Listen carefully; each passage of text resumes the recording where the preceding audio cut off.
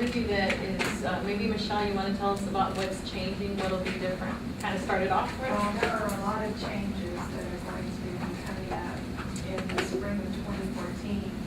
And currently in reading, we have 3 levels of developmental reading here on campus, and 3 of developmental English, 2 of developmental English. Well, the Texas Higher Education Coordinating Board has decided that it would behoove the students if we broke down the various sections within the reading and the English disciplines and combine them and make 2 courses that are integrated, reading and writing.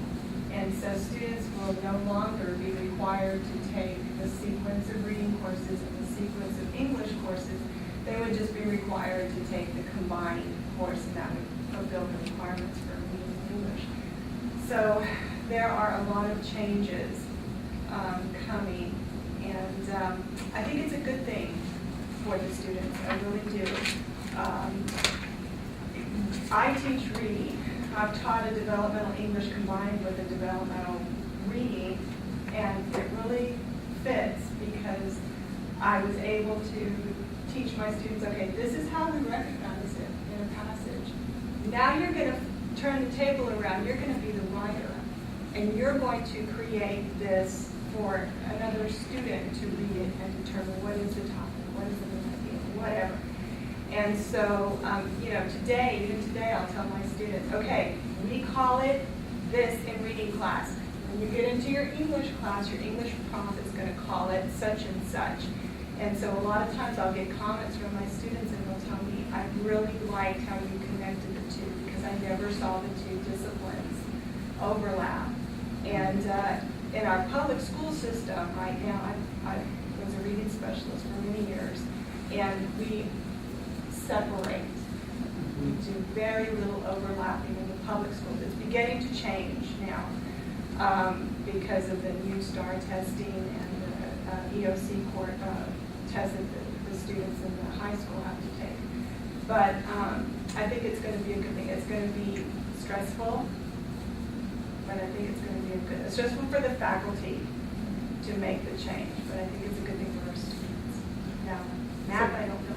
Math is going to take 0300 through 0303, which was 12 semester hours of courses, and compress them into 2 4-hour courses called 302 and 303. So 300 will be replaced by a 4-week refresher for those that can add 1/2 plus 1/3. And then there will be a 12-week compressed, almost like a flex course, 8-week long course would be to go right into 302. Our concern is going to be, can students at that level handle the rigor of 301 and 0302 compressed together into 4 instead of 6 hours is going to be the interesting take on this. And I hope that I'll call it the acuplacer for no better word, the test that determines what level you start at is valid enough to not put someone over their heads right off, and then there they are, they'll never get through the program because there's not enough remedial work now available for them. So I suspect NLC and the district is going to eventually, if this stays in place, is going to have to probably create a non-credit startup to get these people ready for what it will be 302. And, our first time in college freshmen that come in, 2/3 of them have to start a developmental math somewhere.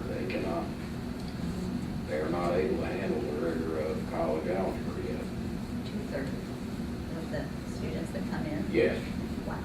And if you look at, the schedule for the math department here, the first 2.5 pages are 0300 to 0303. And we've got our 1.5 pages of college transferable courses left. And I mean, if the students can survive that, that will be good. They can finish that in 1 year. And they don't feel like, my God, I'll be stuck in math for the rest of my life before I can even get the one course to get my degree.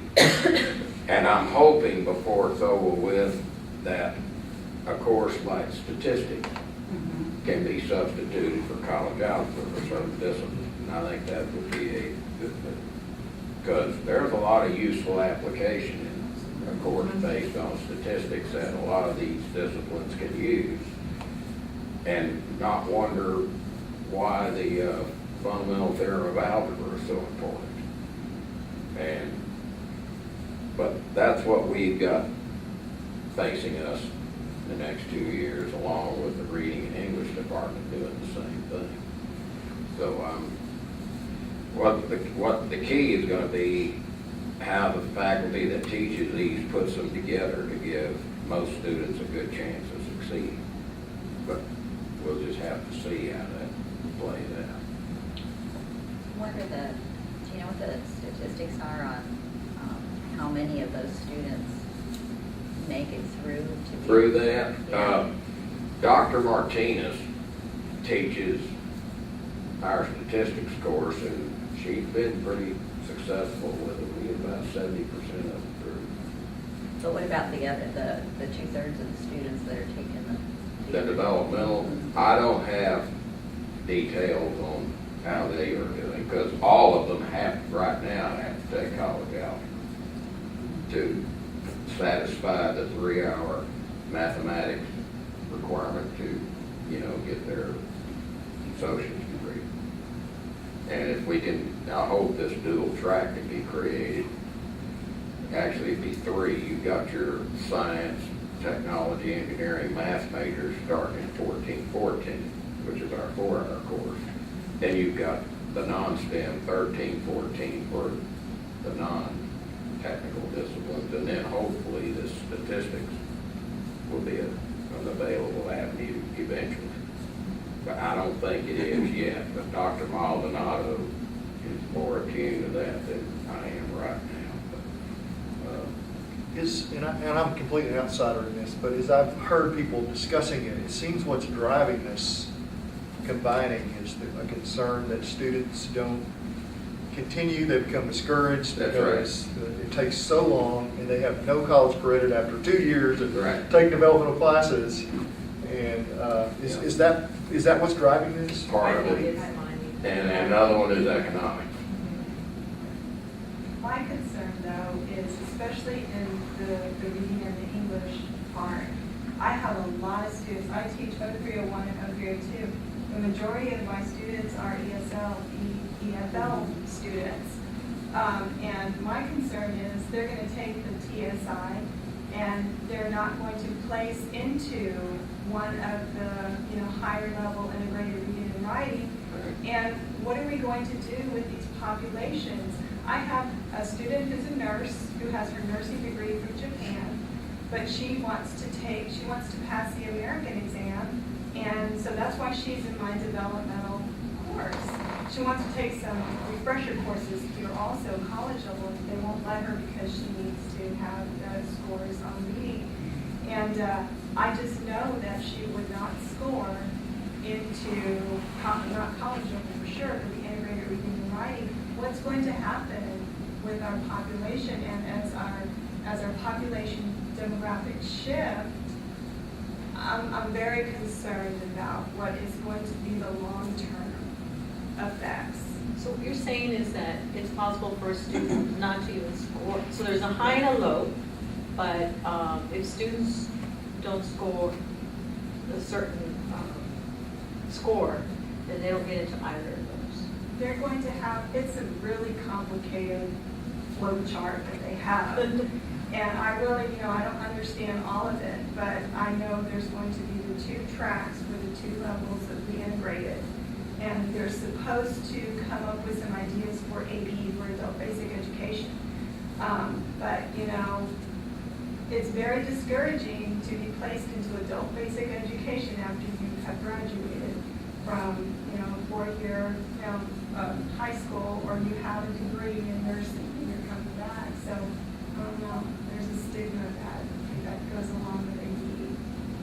But why, I mean, like we were talking about in the DE team, I mean, I know that we're not set up to do it here, but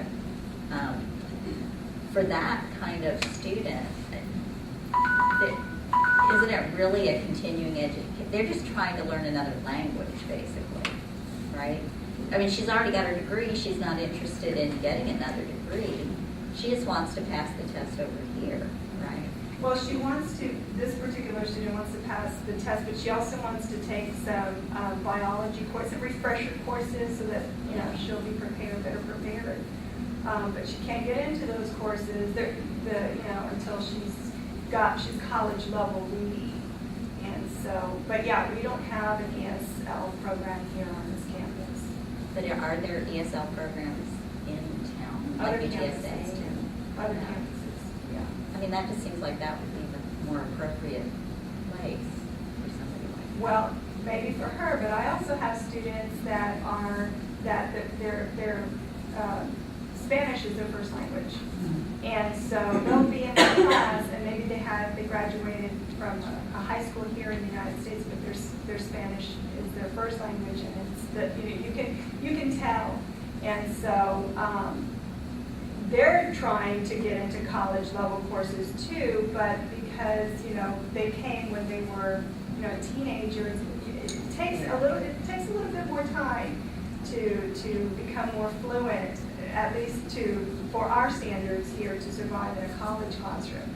And so we've got the students that make up that population. Also have several students from Turkey, I have one from Iran. So I have just it's an interesting class. I love that class because it's my little UN class. I just love that class, and they're just so hungry. And they have the skills, they have the reading skills in their native language. It's just transferring, and I'll tell them, okay, we're talking about main idea or topic, and something will just show, oh, that's what you're talking about. Okay. So it takes a lot of just repeating until they get it. Just patience. My sister teaches, she's taught ESL, our time is up, but I was just going to say she's taught ESL for decades. And she too has a mini UN in her classroom. And she's teaching it for the North Side Independent School District. And so they offer it as kind of a continuing education. But she will see that sometimes what happens is that students midway through, something will happen, and that happens, and that breaks up, and they won't continue on.